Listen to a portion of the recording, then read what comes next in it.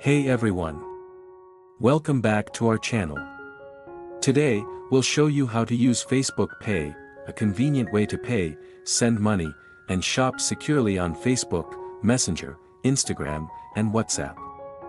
Let's dive in. Step 1. Set up Facebook Pay. Open the Facebook app on your mobile device, tap the menu button, usually in the lower right corner, scroll down and select Settings Privacy, then select Ads and Payments. Step 2. Add a payment method. Click Facebook Pay to set it up.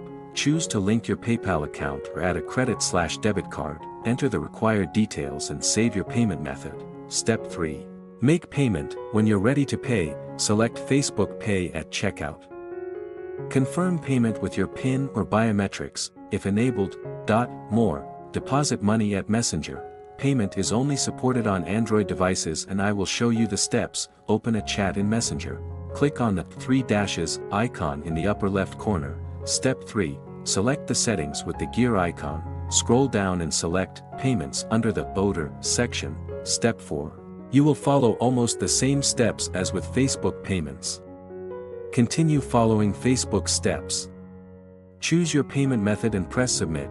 If you have any questions, please comment below the video.